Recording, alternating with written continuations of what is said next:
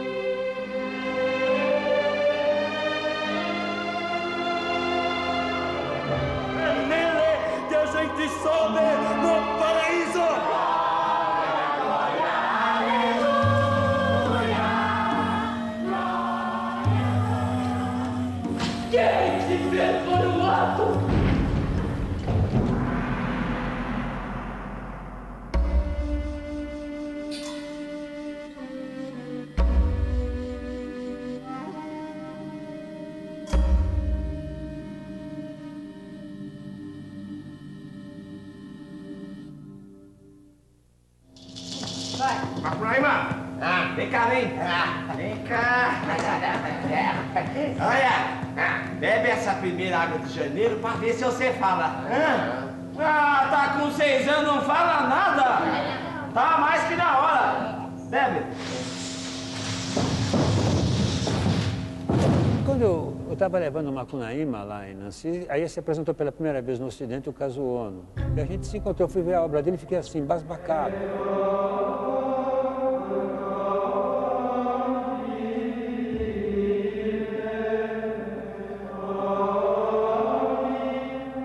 Eu fui ver todos os dias o Kazuo lá em Nancy. Ele foi ver Macunaíma também. Assisti bem tarde, das 11 até noite adentro. Normalmente teria sentido tédio e sono, mas no caso de Macunaíma, foi como se eu recebesse uma lição de vida. Ao invés de tédio, muita energia. Vi muita beleza, muita força. E para mim, até hoje, é como se eu tivesse visto o espetáculo ontem. Está muito vivo dentro do meu coração.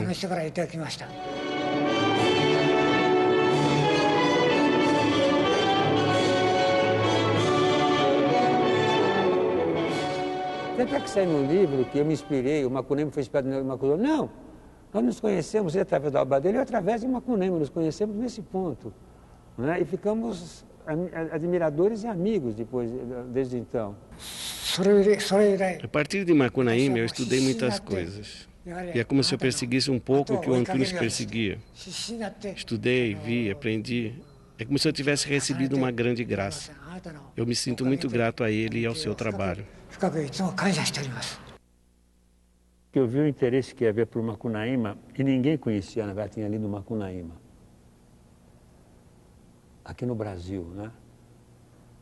As pessoas falavam, né, dos exames sobre Macunaíma, mas eram resuminhos idiotas, ninguém sabia o que era Macunaíma. E eu vi, então, que eu consegui, de certa maneira, decodificar de uma maneira justa, não decodificar de maneira boba, idiota, didática demais, que eu poderia continuar esse projeto, né, de fazer uma antologia brasileira.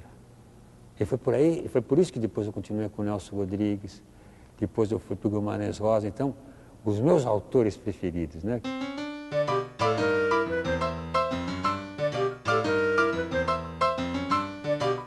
Eu entrei no tempo que era Grupo Macunaíma, começo dos anos 81, fim dos anos 80, e aí eu fiz um teste, porque estava precisando de uma pessoa para Nelson Rodrigues, o Eterno Retorno. Eu fiquei 4, 5 anos com ele, numa época muito especial, que eu acho que foi o germe de tudo, onde o Antunes começou a pensar sobre o trabalho do ator, sobre um grupo, enfim, onde ele quis fazer um trabalho muito mais do que uma peça.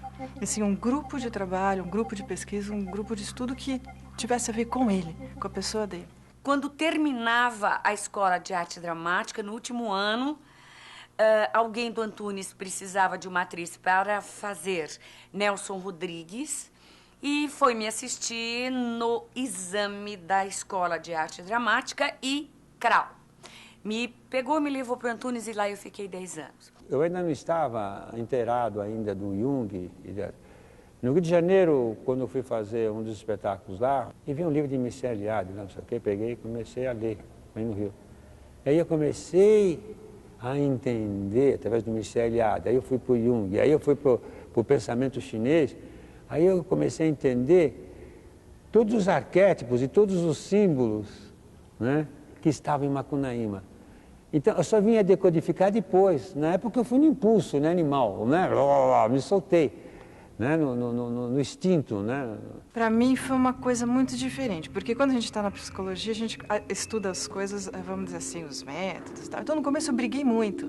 Eu achava que a visão dele tinha que ser freudiana e que a Geni falava 28 dias que eu tô te esperando, não era por causa da lua nem de nada, era por causa da menstruação. Eu tinha uma certa briga no começo com isso.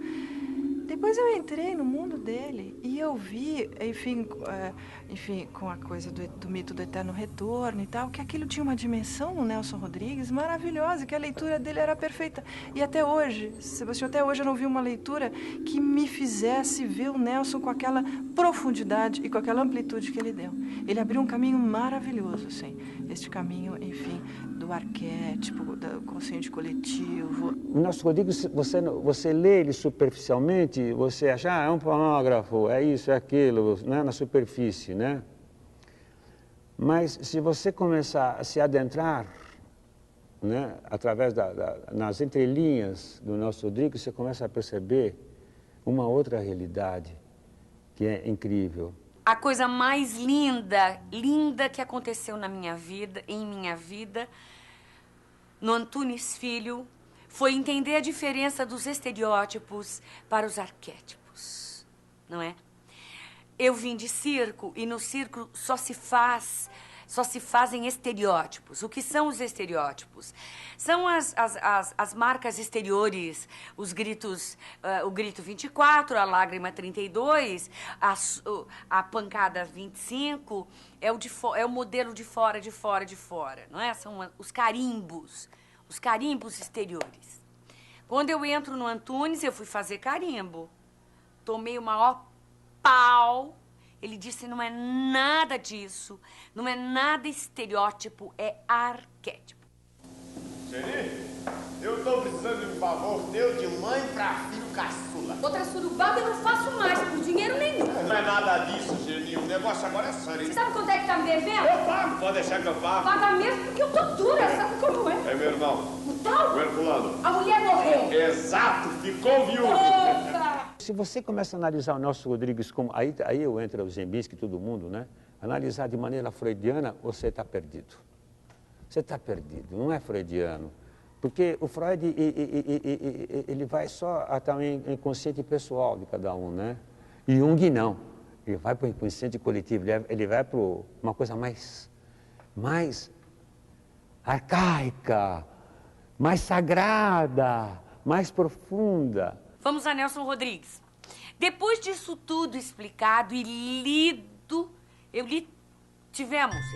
o elenco teve que ler tudo sobre os arquétipos. Vem a Marlene com o Geni, de toda nudez será castigada.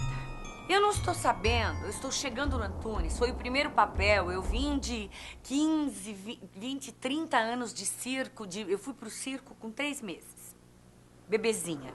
Eu começo a Geni com estereótipos. Muito batom vermelho, muito peito de fora, saia curta mostrando a calcinha e rebote. Isso é estereótipo.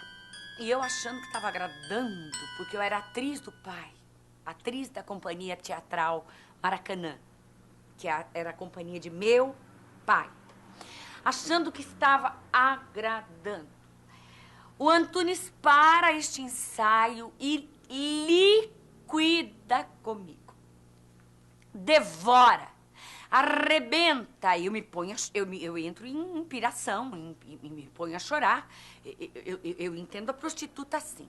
Aí, Antunes investe dias e mais dias e meses no arquétipo, dizendo que a prostituta, a santa, o bandido, o ladrão, o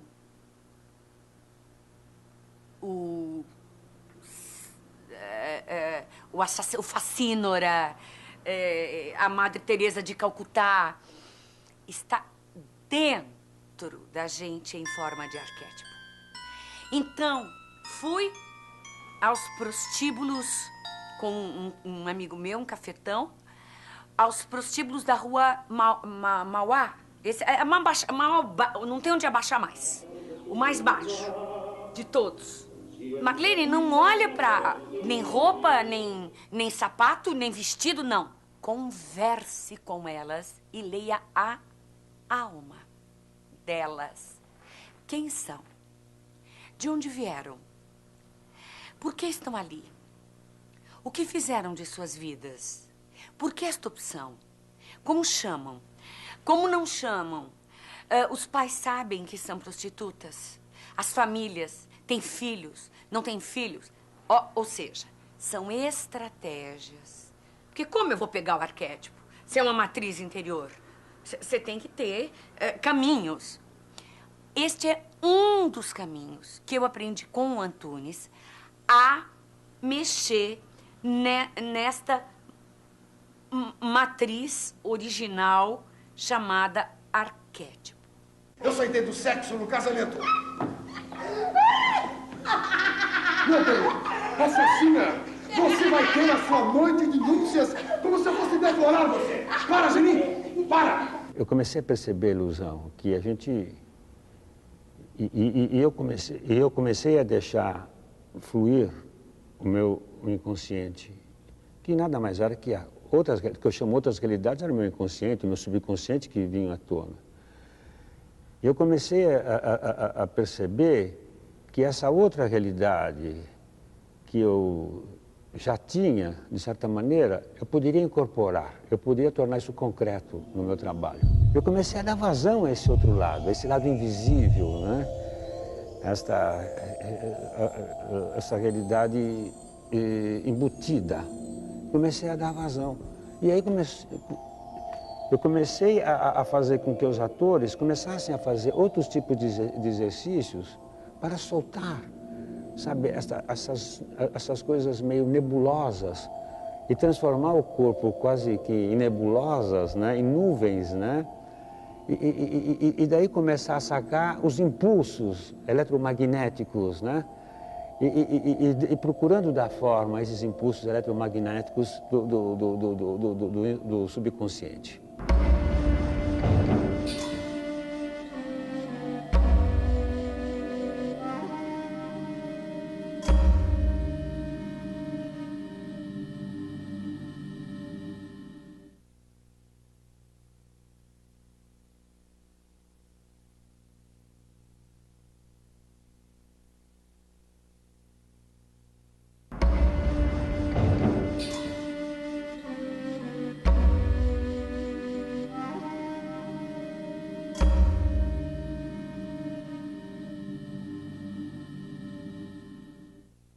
O Antunes muda muito os exercícios, mas há alguns que ele mantém, que são exercícios exatamente para nós captarmos esse outro viés do personagem, o viés arquetípico e não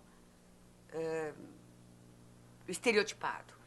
Então, tem os famosos exercícios, por exemplo, o desequilíbrio.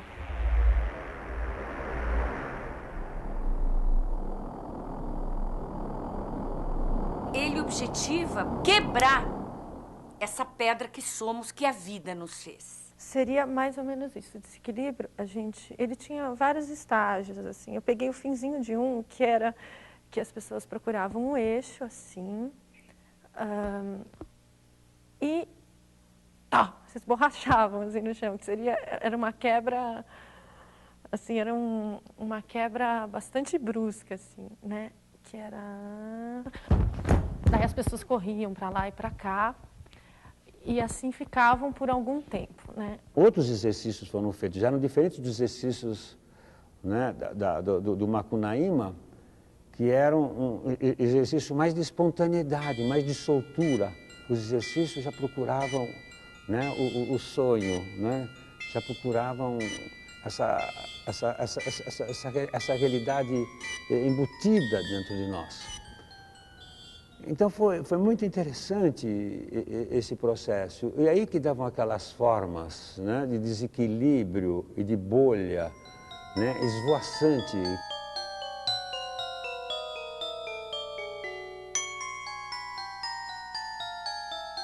Eu senti que quando a gente voltou da Europa, em 82, é que ele já estava com uma outra cabeça, que naquele momento, quando a gente estava viajando, ele tinha se preparado de forma diferente, entrou o CPT, o SESC, e aí as coisas começaram de uma outra forma.